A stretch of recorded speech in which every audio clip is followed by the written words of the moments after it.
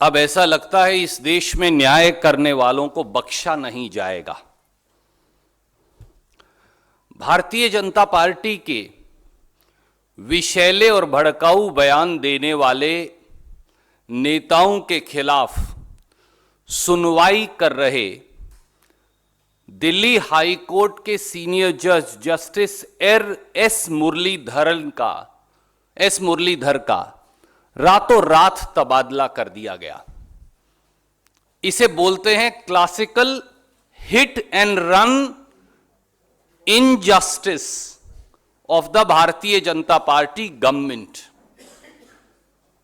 Judiciary کے خلاف Bharatiya Janata party کی دباؤ و بدلے کی راجنیتی کا پردہ فاش ہو گیا۔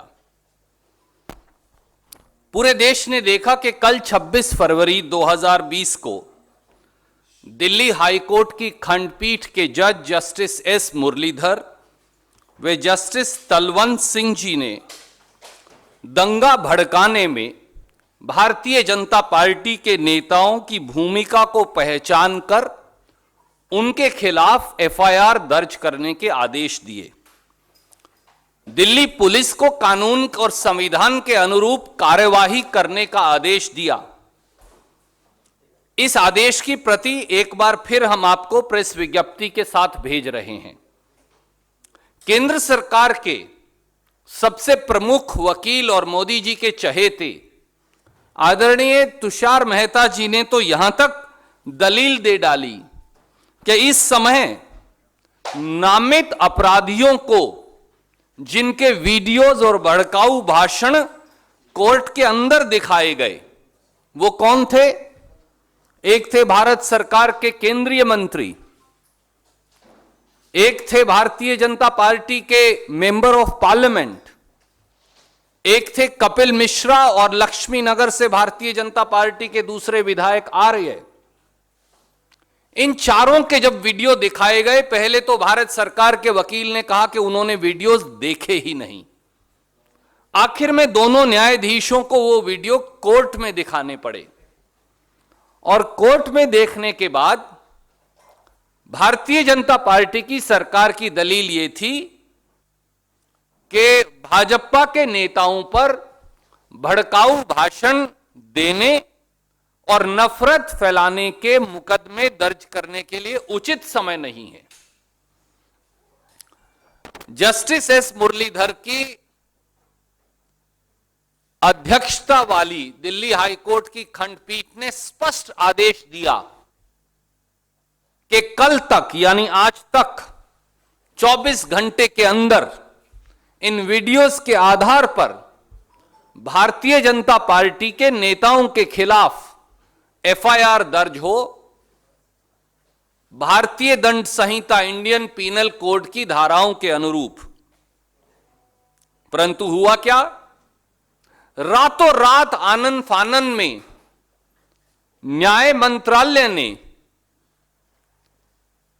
بھاجپا نیتاؤں کو بچانے کے لیے جسٹس ایس مرلی دھر کی دلی ہائی کورٹ کے نیادھیش کے طور سے ہی ٹرانسفر کر دی۔ پورا دیش اچنبھت ہے، لیکن مودی شاہ جی کی سرکار دربھاونا، کتسِت سوچ ایوم نرنکشتا سے گرست ہے۔ ایک مضبوط و سوتنتر جوڈیشری نیائے پالکا اس دیش کی ریڑھ کی ہڈی ہے۔ ہمارے دیش کے اتہاس میں دیش کی نیائے پالکا نے کئی اوسروں پر اس دیش کے ناگرکوں اور دیش کے سنویدھان کی رکشا کی ہے۔ یدپی ایسا پہلی بار ہو رہا ہے کہ کوئی سرکار ستا کے نشے میں اتنی چور ہو کہ وہ اس دیش کے سنویدھان، اس دیش کی نیائے پالکا، اس دیش کے ناگرکوں، ان سب کے وشواس کو کمزور کرتی جا رہی ہے۔ پردھان منتری جی ایوم ماننی امت شاہ جی، بھارت ورش کے لوگ آپ سے 3 سوال پوچھتے ہیں۔ پہلا سوال، کیا مودی سرکار کو یہ ڈر تھا کہ یدی بھارتیہ جنتا پارٹی کے نیتاؤں کی स्वतंत्र और निष्पक्ष जांच हो जाएगी तो दिल्ली की हिंसा, आतंक, अफरा तफरी, मिली भगत और षड्यंत्र का पर्दाफाश हो जाएगा। सवाल नंबर 2, निष्पक्ष व प्रभावशाली न्याय सुनिश्चित किए जाने से रोकने के लिए आप कितने और जजों को ट्रांसफर कर देंगे?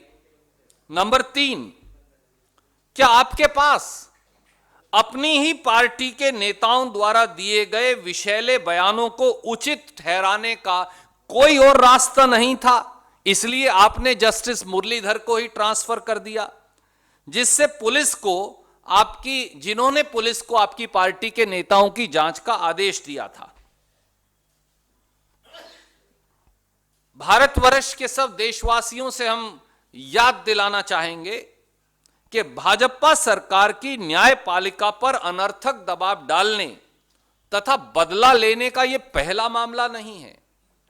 याद करिए कि गुजरात के दंगों में मोदी जी और अमित शाह जी के खिलाफ वकील रहे सुप्रीम कोर्ट के प्रसिद्ध जूरिस्ट श्री गोपाल सुब्रमण्यम की सीधे सुप्रीम कोर्ट के जज के तौर पर नियुक्ति को मोदी सरकार ने रोक दिया था। इसके बावजूद कि सुप्रीम कोर्ट के कोलिजियम ने उन्हें सुप्रीम कोर्ट का जज बनाने का निर्णय लिया था, उस निर्णय की भी परवाह मोदी जी और शाह जी ने नहीं की थी।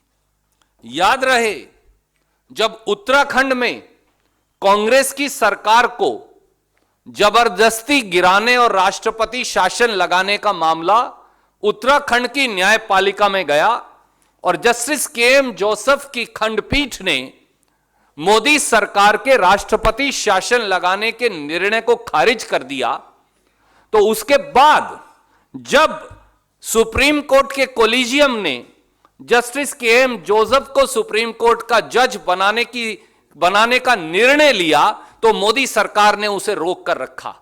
सुप्रीम कोर्ट के कोलिजियम को यह निर्णय शायद एक बार नहीं, 2 बार नहीं, 3 बार दोहराना पड़ा, अगर मुझे सही याद है, और महीनों तक सुप्रीम कोर्ट के जज के तौर पर नियुक्ति रोके रखी गई, क्योंकि उन्होंने शायद मोदी सरकार के राष्ट्रपति शासन लगाने के नाजायज निर्णय को खारिज किया था। मैं यह भी याद दिलाना चाहता हूं कि वो न्यायाधीश जस्टिस अकील कुरैशी जिन्होंने 2010 में अमित शाह जी को जेल भेजा था, उनकी सुप्रीम कोर्ट के कोलिजियम के द्वारा किए गए नियुक्ति के निर्णय को भी इसी प्रकार से मोदी सरकार ने रोक कर रखा था। मैं यह भी याद दिलाना चाहता हूं कि जब शेल कंपनियों का जो निर्णय दिल्ली हाई कोर्ट की सीनियर जज जस्टिस गीता मित्तल ने जब कर दिया और जिससे मोदी सरकार शायद आहत हुई, तो उसके बाद उनका भी ट्रांसफर होकर वो जम्मू कश्मीर भेज दी गई थी। ये अकेला मामला नहीं, जस्टिस ताहिल रमानी का मामला हमने हाल में ही देखा।